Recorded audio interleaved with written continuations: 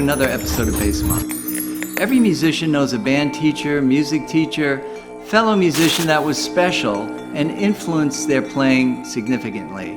One such player was Fran McDonald. Today, New York area band The Unsung Heroes rediscover his music by playing two of his pieces and reflecting on his influence as a friend and musician. If you like what you see, please like and subscribe below, as there's more to come.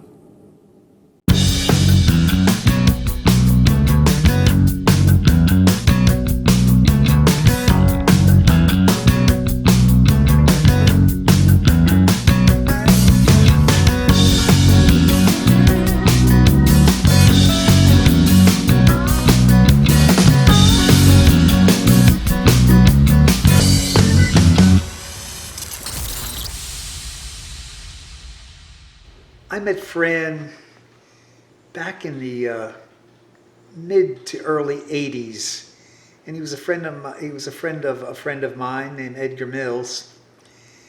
And what struck me about Fran at the beginning was he was a killer drummer. Also, he had a kind of European flair to him. Well, he's from Ireland. He's from Dublin. And he lived in the Bronx, and he has family that came over also. His drumming style was, how would you say, inimitable, unimitatable. His style, I mean, he had this flowing style that was unbelievable. I tried to figure out his drum licks and copy them, but you just couldn't copy it because he was just such an idiosyncratic drummer of, just this flowing style. And I know that he was really heavily influenced by Tony Williams, but Fran was his own thing with drums. He really was a unique drummer. And then I realized pretty shortly after that he was a guitarist also, and he had just as much idiosyncratic genius on guitar too. And so that's my first thing. That was my first impression of Fran. Yeah.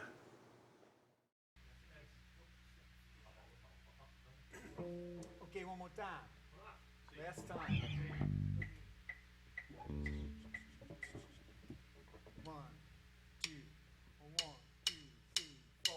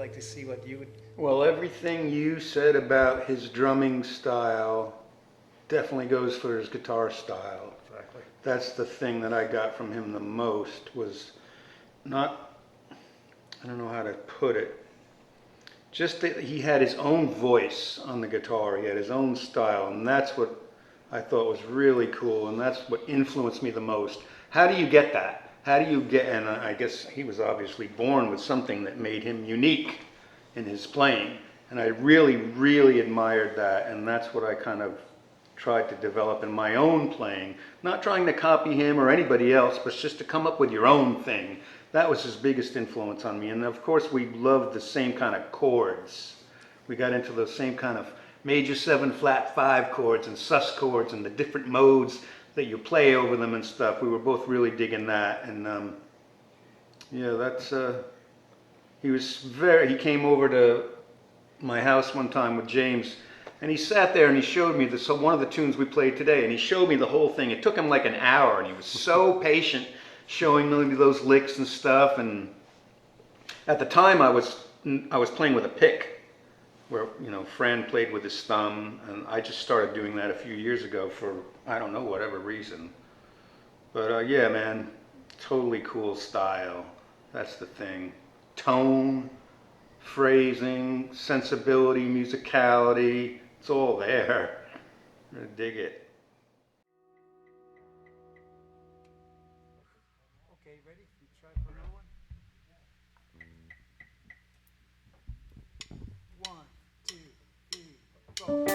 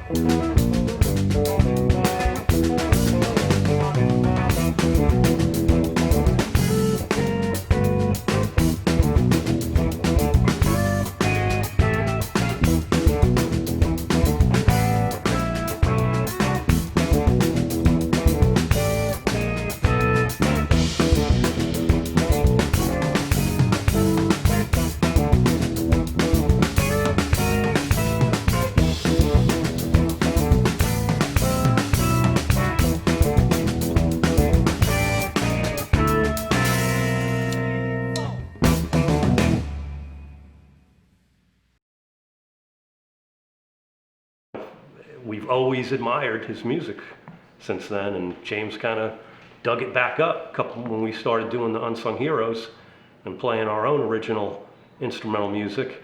And he gave us a couple CDs and said, "Oh, this is all the Eminem Boys rehearsal stuff." And we were glad to hear it again. I think, Bosco and I maybe had an old cassette buried in a dresser drawer somewhere. And so it just brought it all back and kind of pointed out also how not just innovative and creative it was, but how timeless it was. It was like just no different than going back and listening to some old Coltrane or listening to some Monk or listening to Alan Holdsworth or anything like that. It's just this great, unique, fun music to play and just, brings it out of you, brings a musical life out of you. And that's a testament to what a composer he was, what a player he was, and what a great person he was. I miss Fran. He was a great person, wasn't he? He was Yeah, just so absolutely. generous and so nice and so encouraging. Yeah. As for me as a guitar player, he would come up, I'd be playing, he's like, "Man," and encouraging, looking, telling you it sounded good, and I was like, to hear it from him, who I Yes. thought he was like genius guitar player, made you feel really good. He always made you feel good. Playing with him was easy. There was never any ego or anything Nope. like that. No attitude. Just let's play some music. I just kept dropping the pick, But and the tone though is something. It's a major difference between the clicking sound of the pick and the plastic sound of the pick, as opposed to the flesh. I don't like classical guitar players use their nails. Fran held the guitar like this with his fingers down on the bottom of the guitar, and he played a lot with just his thumb. But then he would use all of his fingers too for some of those arpeggio kind of things and those rolling kind of licks. I always dug that. And at first, after hearing him, I guess I always kind of played with the pick and then the other finger too. But then the pick, just over the last 5 or 8 years, just kind of, I still have one in my pocket. But Fran had power in his looses. He had these, they call them flam triplets. He's like blah blah blah blah blah, and he would just, the way he'd just throw his arms out like rubber bands, and it was just, and his time was great. So his time feel and his ideas, and I don't know where that was coming from. It was unbelievable. It was like magic. And and the way he's playing guitar, and he's like and very percussive, kind of like twangy, guitar style that was very percussive, like drums in a way. And just he's seeing that hair go down, and just that way he wasn't. And he was Irish, so he had a slight brogue, slight with this, Bronx, 33rd and 3rd Street. Well, then it's Brooklyn, but still. But he was Bronx. He was a Bronx guy.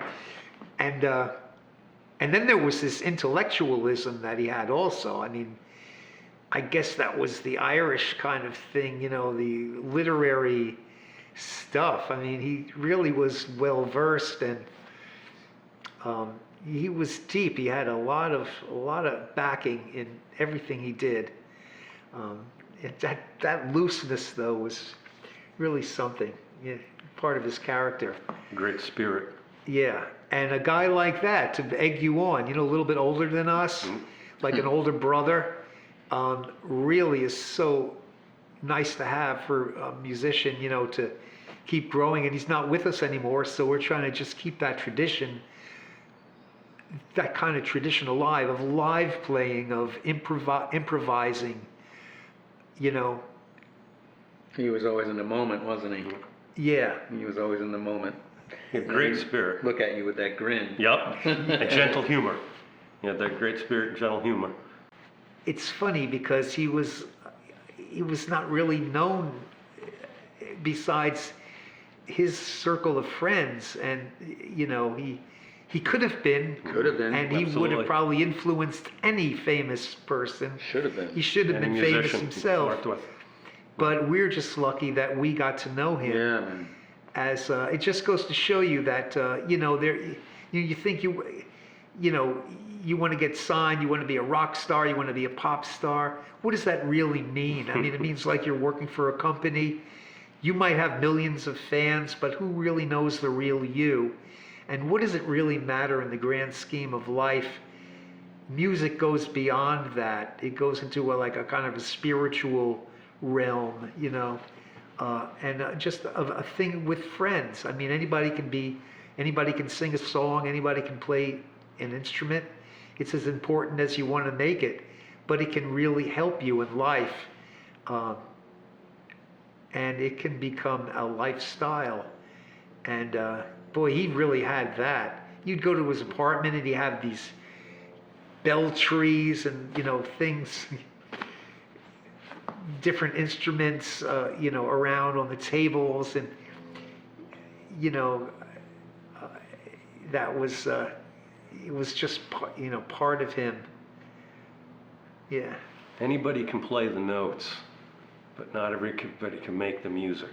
And Fran made music, and he left music behind that, you know, we cherish. And hopefully through this, we'll hand it on to a whole new audience. And, you know, that's something that makes me feel good about Fran, is that his, you know, music will always live on in us, and we'll just keep playing it.